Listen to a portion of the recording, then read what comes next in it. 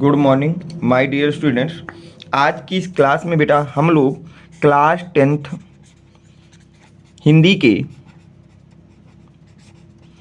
Very most important बहुविकल्पी क्वेश्चनों की बात करेंगे, क्योंकि ये क्वेश्चन आपके सिलेबस में बेटा 20 नंबर के आने हैं। बहुविकल्पी प्रश्नों की बात करेंगे जो कि 20 नंबर का आना है। कितने नंबर का आना है बेटा? 20 नंबर का। 20 क्वेश्चन आपसे पूछे जाएंगे और ये एक ऐसा टॉपिक है जिस पे आपको ऐसा नहीं कि मैं बता दूं कि ये वाला आएगा तो वही आ जाएगा। इसके लिए थोड़ा सा आपको ज़्यादा पढ़ना पड़ता है।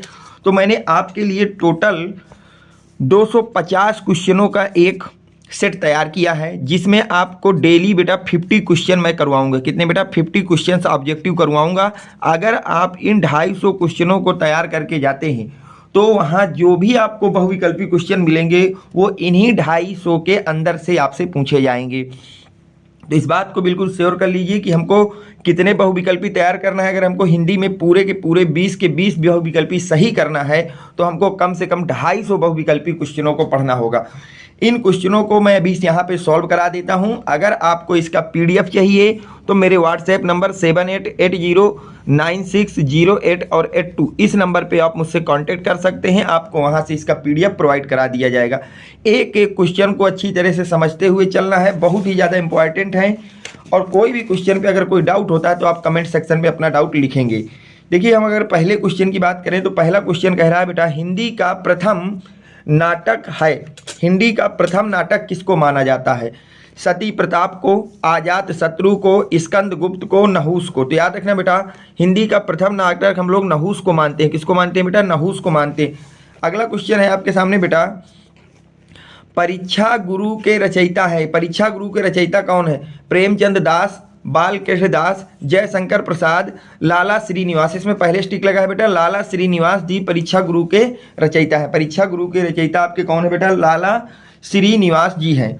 नेक्स्ट क्वेश्चन की बात करें तो अगला क्वेश्चन आपसे बेटा कह रहा है, ध्रुव स्वामिनी की रचना विधा है। कि जो ध्रुव स्वामिनी है वो किस रचना विधा में लिखा गया है? यानी कि वो एकांकी है या ध्रुव देवी है या नाटक है या उपन्यास है? तो याद रखना बेटा, ध्रुव स्वामिनी हमारा एक नाटक है। ध्रुव स्वामिनी हमारा बेटा एक क्या है? एक नाटक है। तो ऑप्शन नंबर सी हमारा करेक्ट हो जाएगा। चलते हैं नेक्स्ट क्वेश्चन नंबर 4 पे। क्वेश्चन नंबर 4 कह रहा है, स्कंद गुप्त नाटक के लेखक हैं। स्कंद गुप्त जो नाटक लिखा गया है इसके लेखक कौन है? प्रेमचंद, लक्ष्मी नारायण मिश्र, जयशंकर प्रसाद, धर्मवीर भारती। तो याद रखना है, स्कंद गुप्त नाटक जो है वो बेटा जयशंकर प्रसाद जी द्वारा लिखा गया है। किनके द्वारा लिखा गया है? जयशंकर प्रसाद जी द्वारा लिखा गया। अगले क्वेश्चन की बात की जाए तो वो अगला क्वेश्चन है आपके सामने बेटा, गबन किसकी रचना है? जो गबन लिखी गई है किसकी रचना है? मुंशी प्रेमचंद, जयशंकर प्रसाद, निराला या हरिकृष्ण प्रेमी। तो याद रखना, गबन जो रचना है बेटा वो मुंशी प्रेमचंद जी की रचना है। गबन किसकी रचना है बेटा? मुंशी प्रेमचंद जी की रचना है। गबन रचना किसकी है? तो याद रखना मुंशी प्रेमचंद जी की है। चलते हैं बेटा नेक्स्ट क्वेश्चन पे।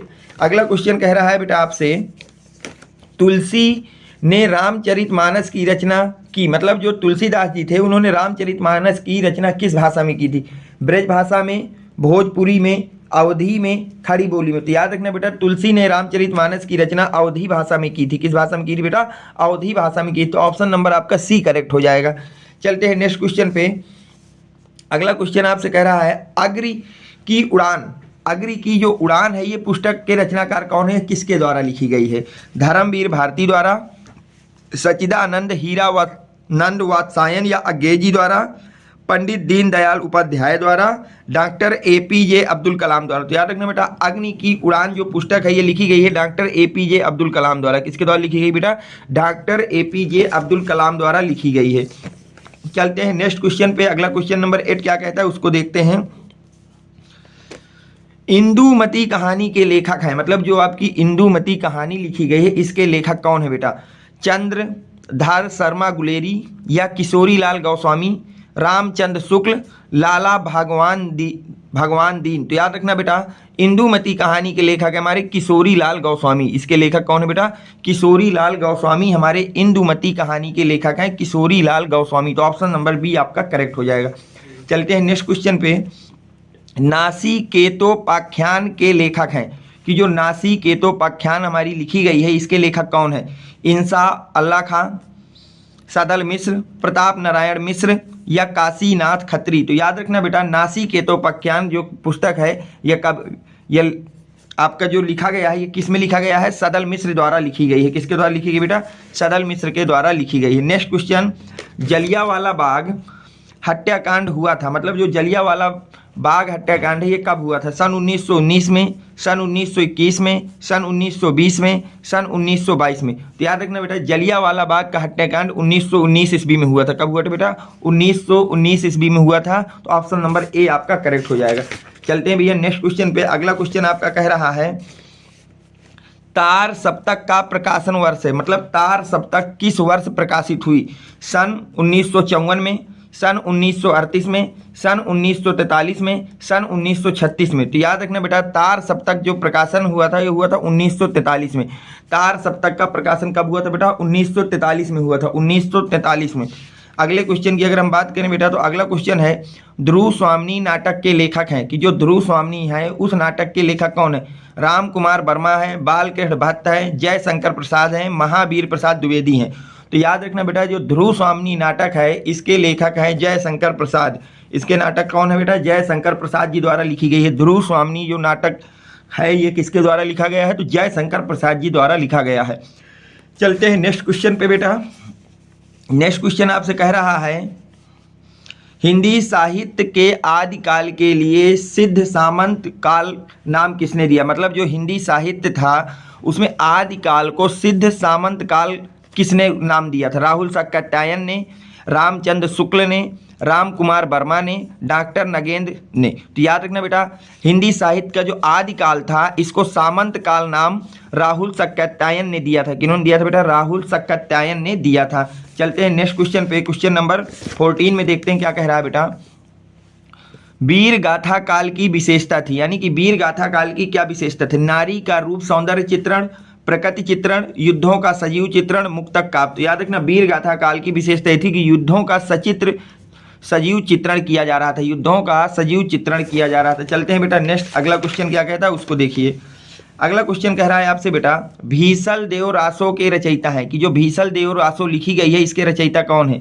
देवसेन, नरपति नाल, विजय सेन सूरी, जिनदत्त सूरी। तो याद रखना बेटा भीसल देव रासो के रचयिता हैं आपके बेटा नरपति नाल। कौन है बेटा? नरपति नाल है भीसल देव रासो के रचयिता। भीसल देव रासो के रचयिता है नरपति नाल। आगे चलते हैं बेटा नेक्स्ट क्वेश्चन देखिए।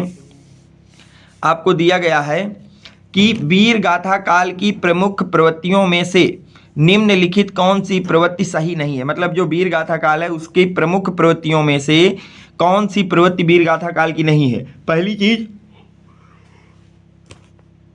युद्धों का सजीव वर्णन, राष्ट्रीयता की भावना, आश्रयदाताओं की प्रशंसा, कल्पना की प्रचुरता। तो देखिए आप इसका जो भी आंसर है उसको आपको कमेंट सेक्शन में लिखना है। ये आपके लिए होमवर्क में मैं दे रहा हूँ। इसका जो भी सही आंसर होगा आपको कमेंट सेक्शन में मुझे बताना है कि वीर गाथा काल की प्रमुख प्रवृत्तियों में से कौन सी प्रवृत्ति वीर गाथा काल की नहीं है। ठीक है बेटा अगला क्वेश्चन देखते हैं। वो बोल रहा है पृथ्वीराज रासो की रचना काल है, यानी कि जो पृथ्वीराज रासो लिखी गई थी वो किस काल में लिखी गई थी? वीर गाथा काल में, भक्ति काल में, रीत काल में, आधुनिक काल में। तो याद रखना बेटा जो आपका पृथ्वीराज रासो है ये आपकी लिखी गई थी बेटा वीर गाथा काल में। कब लिखी गई थी बेटा? वीर गाथा काल में लिखी गई थी। अगला क्वेश्चन कह रहा है बेटा परमाल रासो किस काल की रचना है? कि जो परमाल रासो है ये किस काल की रचना है? आदिकाल की है, भक्ति काल की है, रीत काल की है या आधुनिक काल की है? तो याद रखना बेटा परमाल रासो जो है ये हमारी आदिकाल की रचना है। किस काल की रचना है बेटा? आदिकाल की रचना है। ऑप्शन नंबर ए हमारा करेक्ट हो जाएगा। चलते हैं बेटा नेक्स्ट क्वेश्चन पे। अगला क्वेश्चन देखिए क्या कह रहा है। लहर के रचनाकार हैं, जो लहर हमारी रचना है इसके रचनाकार कौन है या किसके द्वारा लिखी गई है? जयशंकर प्रसाद जी द्वारा, गिरिजा कुमारी माथुर द्वारा, हरिवंश राय बच्चन द्वारा, सुमित्रा नंदन पंत द्वारा। तो याद रखना बेटा कि लहर की जो रचनाकार है वो हमारे जयशंकर प्रसाद। लहर के रचनाकार कौन है बेटा? जयशंकर प्रसाद जी लहर के हमारे रचनाकार है। नेक्स्ट क्वेश्चन की अगर बात करें तो अगला क्वेश्चन कह रहा है सूर सागर के वर्ण विषय का आधार है कि जो सूर सागर है उसका वर्ण विषय क्या है, यानी कि वो कहाँ से लिया गया है, मद् भागवत से लिया गया है, विष्णु पुराण से लिया गया है, केनोपनिषद से लिया गया है या मनु स्मृति से लिया गया है। तो याद रखना बेटा कि जो सूर सागर का वर्ण विषय है वो है श्रीमद् भागवत। हो कौन है बेटा, मद् भागवत से लिया गया है, तो ऑप्शन नंबर ए आपका करेक्ट हो जाएगा। अगले क्वेश्चन की बात करें बेटा, तो अगला क्वेश्चन आपसे कह रहा है आदिकाल का वीर गाथा काल नामकरण किया। जो आदिकाल था उसको वीर गाथा काल नामकरण किसने दिया था? हजारी प्रसाद द्विवेदी ने, डॉक्टर राम कुमार वर्मा ने, आचार्य रामचंद्र शुक्ल ने, मिश्र बंधुओं ने। तो याद रखना बेटा वीर गाथा काल को, आदिकाल को वीर गाथा काल, आदिकाल को वीर गाथा काल आचार्य रामचंद्र शुक्ल ने दिया था। आचार्य रामचंद्र शुक्ल ने दिया था वीर गाथा का, आदिकाल को वीर गाथा काल नाम आचार्य रामचंद्र शुक्ल ने दिया था। चलते हैं बेटा नेक्स्ट क्वेश्चन पे कि अगला क्वेश्चन आपसे क्या कह रहा है उसको देखते हैं। अगले क्वेश्चन की अगर हम बात करते हैं बेटा, तो अगला क्वेश्चन है हिंदी का प्रथम महाकाव्य है। हिंदी का प्रथम महाकाव्य कौन सा है? खुमान रासो, साहित्य लहरी, पृथ्वीराज रासो, साकेत। तो याद रखना बेटा हिंदी का प्रथम महाकाव्य है पृथ्वीराज रासो। कौन है बेटा? पृथ्वीराज रासो हिंदी का प्रथम महाकाव्य है। चलते हैं बेटा नेक्स्ट क्वेश्चन पे। अगला क्वेश्चन आपसे कहा जा रहा है अयोध्या सिंह उपाध्याय हरिऔंध की रचना है। इनमें से कौन सी रचना है जो अयोध्या सिंह उपाध्याय द्वारा की गई? वैदेही वनवास, यशोधरा, लहर, गुंजन। तो याद रखना बेटा अयोध्या सिंह उपाध्याय हरिऔंध ने वैदेही वनवास की रचना की है। किसकी रचना की है बेटा? वैदेही वनवास की रचना उन्होंने की है। नेक्स्ट क्वेश्चन की बात करें तो वो है बेटा निम्नलिखित में से कौन सा ग्रंथ आदिकाल का है? इनमें से कौन सा ग्रंथ है जो आदिकाल का है? श्री रामचरितमानस, पद्मावत, पृथ्वीराज रासो, कामायनी। तो याद रखना बेटा आदिकाल के अगर ग्रंथ की बात की जाए तो पृथ्वीराज रासो जो है हमारा एक आदिकाल का ग्रंथ है। नेक्स्ट क्वेश्चन आपको दिया गया है बेटा हिंदी साहित्य के आदिकाल के लिए बीजोपन काल नाम दिया था। जो हिंदी साहित्य का आदिकाल था उसको बीजोपन काल नाम किसने दिया था? रामचंद्र शुक्ल ने, डॉक्टर राम कुमार वर्मा ने, आचार्य महावीर प्रसाद द्विवेदी ने, डॉक्टर मोहन अवस्थी ने। तो याद रखना बेटा आदिकाल को बीजोपन काल आचार्य महावीर प्रसाद द्विवेदी जी ने कहा था। किन्होंने कहा था बेटा? आचार्य महावीर प्रसाद द्विवेदी जी ने कहा था। नेक्स्ट क्वेश्चन की बात करें तो वो है बेटा आपके सामने रामधारी सिंह दिनकर को ज्ञानपीठ पुरस्कार मिला था। कि जो रामधारी सिंह दिनकर थे उनको ज्ञानपीठ पुरस्कार किस पे मिला था? रेणुका पर, रसवंती पर, उर्वशी पर, सामधेनी पर। तो याद रखना बेटा रामधारी सिंह दिनकर को जो ज्ञानपीठ पुरस्कार मिला था वो उर्वशी पर मिला था। किस पे मिला था बेटा? उर्वशी पे मिला था। Very very most important question है बेटा, इसको याद रखना कि रामधारी सिंह दिनकर को जो आपको ज्ञानपीठ पुरस्कार मिला था वो उर्वशी पर मिला था। किस पे मिला था बेटा? उर्वशी पर मिला था। चलते हैं बेटा नेक्स्ट क्वेश्चन पे। अगला क्वेश्चन आपसे कह रहा है कि चंदर बरदाई की रचना है। कि जो चंदर बरदाई हैं इनकी रचना कब हुई, किसने की थी? पृथ्वीराज रासो ने, खुमान रासो ने, राहुल बेल ने, जय मयंक जय चंद्रिका ने। याद रखना चंदर बरदाई की रचना पृथ्वीराज रासो ने की थी। किसने की थी बेटा? पृथ्वीराज रासो ने की थी। अगले क्वेश्चन की अगर हम लोग बात करते हैं बेटा तो अगला क्वेश्चन है आपके सामने आदिकाल की रचना है। कि आदिकाल की रचना कौन सी है? अखराहट, खुमान रासो, छत्रसाल दशक या फिर आपकी दीप शिखा। तो देखिए इस क्वेश्चन को ध्यान समझिए बेटा। यहाँ पर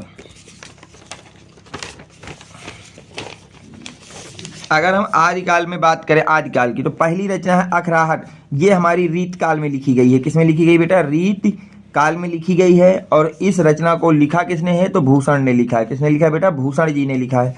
अगर बी नंबर की बात की जाए तो बी नंबर हमारे पास क्या है बेटा?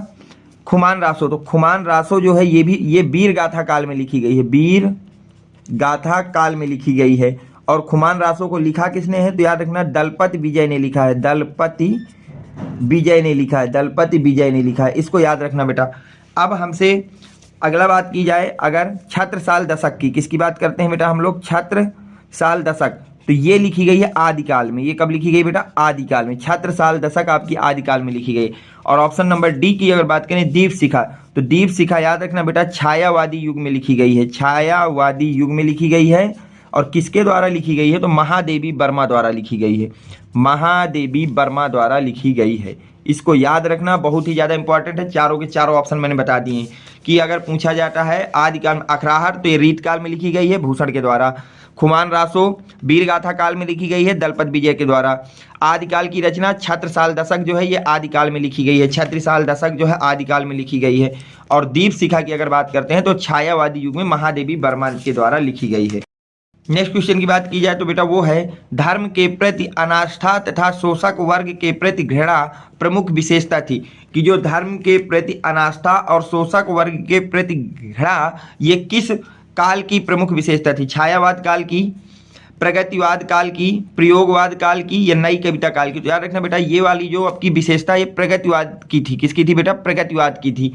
अगला है ज्ञानाशयी काव्य धारा के कवि नहीं है कबीरदास, मूलकदास, नंददास, रैदास। तो ये क्वेश्चन आपको बेटा होमवर्क में दिया जाता है, इसको आप होमवर्क में करके लाएंगे। इसका जो भी आंसर हो कि ज्ञानाशयी काव्य धारा के इनमें से कौन से कवि नहीं है। अगर हम नेक्स्ट क्वेश्चन की बात करें तो देखिए अगला क्वेश्चन जो आपको दिया गया है उसको देखना ध्यान से। बोला जा रहा है बेटा निम्नलिखित में से कौन प्रेमाशयी शाखा के कवि नहीं हैं? जायसी, सूरदास, मंझन, कुतुबन। तो याद रखना बेटा आपके जो जायसी हैं ये प्रेमाशयी शाखा के कवि नहीं है, तो ऑप्शन नंबर ए करेक्ट हो जाएगा। अगला क्वेश्चन है बेटा ज्ञानाशयी भक्ति शाखा के प्रतिनिधि कवि हैं। जो ज्ञानाशयी भक्ति शाखा है इसके प्रतिनिधि कवि कौन है? तुलसीदास, सूरदास, बिहारी या कबीरदास। तो इसके जो प्रतिनिधि कवि हैं वो हैं बेटा कबीरदास। वो हमारे कौन हैं? कबीरदास जी हैं। अगला क्वेश्चन है मैथिली शरण गुप्त किस युग के कवि हैं? जो मैथिली शरण गुप्त हैं ये किस युग के कवि हैं? शुक्ल युग, द्विवेदी युग, छायावाद युग या छायावादोत्तर युग? तो याद रखना बेटा मैथिली शरण गुप्त जी हमारे जो कवि हैं वो किस युग के हैं? मैथिली शरण गुप्त जी तो वो हमारे हैं छायावादी युग के। कहाँ के बेटा? छायावादी युग के हैं। अगला क्वेश्चन है बेटा कबीरदास के गुरु का नाम था। कबीरदास के गुरु का नाम क्या था? वल्लभाचार्य, नरहरिदास, रामानंद, रामकृष्ण परमहंस। तो याद रखना बेटा कबीरदास के गुरु का नाम था रामानंद। क्या नाम था बेटा? रामानंद। तो ऑप्शन नंबर सी करेक्ट हो जाएगा। अगला क्वेश्चन देखिए क्या कह रहा है कि अग्रदास किस काव्य धारा के कवि है? जो अग्रदास हैं वो किस काव्य धारा के कवि हैं?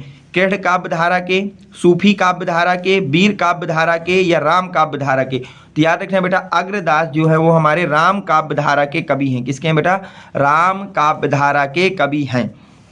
अगला क्वेश्चन कह रहा है अष्टछाप के कवि नहीं है। इनमें से कौन से कवि अष्टछाप के नहीं है? परमानंद दास, गोविंद स्वामी, ईश्वर दास, नंददास। तो याद रखना बेटा ईश्वर दास जो है वो हमारे अष्टछाप कवियों में नहीं गिने जाते हैं। अगला है हिंदी साहित्य के आदिकाल के लिए चारण काल नाम दिया था। जो हिंदी साहित्य था उसके आदिकाल को चारण काल नाम किसने दिया था? राहुल सक्कत्यायन ने, रामचंद्र शुक्ल ने, राम कुमार वर्मा ने, डॉक्टर नागेंद्र कुमार ने। तो याद रखना बेटा हिंदी साहित्य के आदिकाल को चारण काल राम कुमार वर्मा ने कहा था। किसने कहा था बेटा? राम कुमार वर्मा ने कहा था।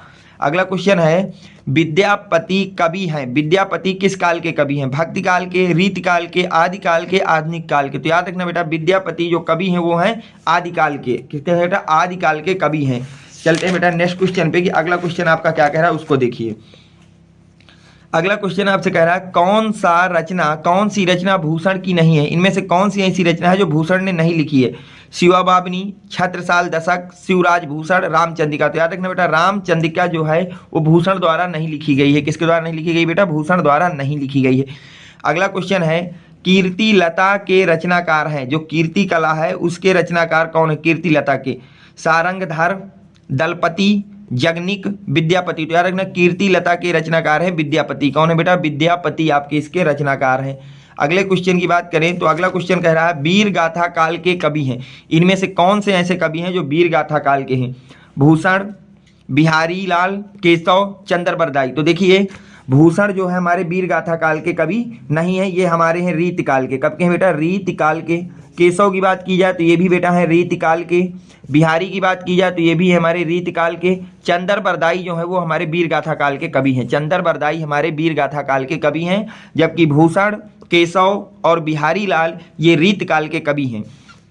अगला क्वेश्चन हिंदी साहित्य का प्रथम कवि माना जाता है, अथवा इसी को इस तरह से पूछा जा सकता है कि हिंदी के प्रथम कवि के रूप में कौन मान्य है? गोरखनाथ, चंद्रबरदाई, जगनिक, सरहपा। तो याद रखना बेटा हिंदी के प्रथम कवि हम सरहपा को मानते हैं। किसको मानते हैं बेटा? सरहपा को मानते हैं। चलते हैं बेटा नेक्स्ट क्वेश्चन पे। अगला क्वेश्चन आपसे कहा जा रहा है खुमान रासो किसकी रचना है, अथवा खुमान रासो के रचयिता कौन है? जगनिक, नरपतिनाल, भट्टे केदार, दलपति विजय। तो याद रखना बेटा खुमान रासो के रचयिता या रचनाकार हैं दलपति विजय। कौन है बेटा? दलपति विजय। अगले क्वेश्चन की बात की जाए तो अगला है आदिकाल का एक अन्य नाम है। आदिकाल का एक अन्य नाम क्या है? स्वर्ण युग, सिद्ध सामंत काल, श्रृंगाल काल, भक्ति काल। तो याद रखना बेटा आदिकाल का जो दूसरा नाम होता है वो होता है सिद्ध सामंत काल। और ये नाम किसने दिया था? राहुल सक्कत्यायन ने दिया था। ये भी याद रखना, राहुल सक्कत्यायन जी द्वारा ये नाम दिया गया था सिद्ध सामंत काल। अगले क्वेश्चन की बात करें तो वो है हिंदी का आदि काव्य है। हिंदी का आदि काव्य कौन सा है? भीषल देव रासो, कवित्त रत्नाकर, रामचंद्रिका, साखी। ये आपका होमवर्क है। इसका जो भी आंसर होगा आपको कमेंट सेक्शन में जरूर बताना है। 4 से 5 क्वेश्चन आपको होमवर्क दिए गए हैं, इनके आंसर कमेंट सेक्शन में जरूर से जरूर बताना। अगर नहीं आता तो मैं अगले वीडियो में आपको इसको बता दूंगा। अगला है बेटा नाल आल खंड का दूसरा नाम क्या है? आल खंड जो है उसका दूसरा नाम क्या है? भीषल देव रासो, परमाल रासो, खुमान रासो, हमीर रासो। तो आल खंड का दूसरा नाम है परमाल रासो। क्या नाम है बेटा? दूसरा परमाल रासो। क्वेश्चन नंबर 48 की बात करते हैं बेटा, तो वो है परमाल रासो के रचयिता कौन है? परमाल रासो के रचयिता कौन है? नरपतिनाल, दलपति विजय, भट्ट केदार, जगनिक। तो याद रखना परमाल रासो के रचनाकार हैं बेटा जगनिक। कौन है हमारे? जगनिक उसके रचनाकार है। अगला क्वेश्चन है जय मयंक जय चंद्रिका के रचयिता है। जय मयंक और जय चंद्रिका के रचयिता कौन है? भट्ट केदार, नरपतिनाल, मधुकर कवि, विद्यापति। तो याद रखना जय मयंक जस चंद्रिका के रचनाकार है मधुकर कवि। कौन है बेटा? मधुकर कवि। तो ऑप्शन नंबर सी हमारा करेक्ट हो जाएगा। अगले क्वेश्चन की बात की जाए तो वो है बेटा महाकवि भूषण की रचना है। महाकवि भूषण की रचना कौन सी है? रेणुका, चिदम्बरा, दीपशिखा, छत्रसाल दशक। तो महाकवि भूषण की रचना है छत्रसाल दशक। कौन है बेटा? छत्रसाल दशक। तो ऑप्शन नंबर डी आपका करेक्ट हो जाएगा। तो देखिए ये जो 250 क्वेश्चनों की सीरीज है उसमें मैं आज आपको 50 क्वेश्चनों को कराया हूँ। नेक्स्ट 50 आपको नेक्स्ट वीडियो में कराए जाएंगे, नहीं तो वीडियो बहुत लंबा हो जाएगा बेटा और आपको पढ़ने में दिक्कत होगी। इन सारे क्वेश्चनों को अच्छी तरह से लर्न करिए, समझिए। अगर इसका पीडीएफ चाहिए तो आपको मैंने बता चुका हूँ कि आपको पीडीएफ कहाँ से मिलेगी। उम्मीद करता हूँ कि ये सारे क्वेश्चन आपके बोर्ड के प्रिपरेशन के लिए काफ़ी हेल्पफुल रहे होंगे। अगर वीडियो पसंद आया है तो वीडियो को लाइक करें, चैनल को सब्सक्राइब करें। Thanks for watching. Next video coming soon.